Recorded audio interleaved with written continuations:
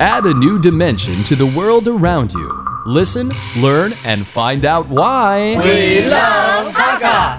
多学一种语言，多开一扇视野。现在就让我们一起加入客家风情，大家来讲客家吧。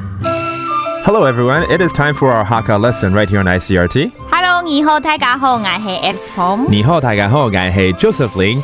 And today we're going to talk about the Golden Melody Awards because this month is the Golden Melody Awards. And if you don't know, the Golden Melody Awards is the equivalent of the Grammys for the Chinese market, for Taiwan here.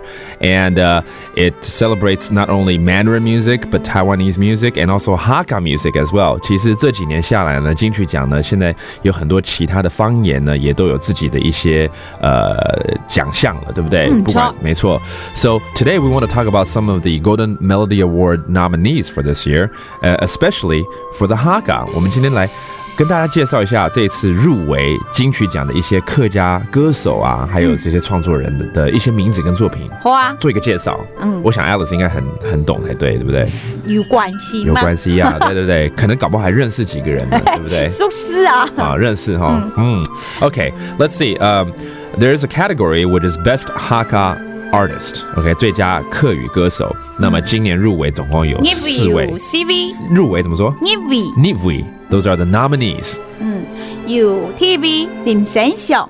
DV 就是第一位 ，the first one 林生祥。林先生哦，就叫林生祥啦，林生祥。哦，我以为说林先生而已。那他是谁呢？OK， 这是这个人的名字，林生祥啦。OK， 听一 V， 嘉义 V， 嘉义啊，嘉义 V， 哦，嘉义 V， 谢宇威哦，谢是嘉哦 ，OK， 谢宇威常听到这个名字耶，OK， 第三位陈松 ，OK， 是 another person， 女生哦，因为看名字看起来不像女孩子哈，OK， 好 ，TCV，the fourth one， 童明亮 ，OK， that's 唐明良. Okay, so these are the 4 Hakka nominees or 4 Hakka artist nominees.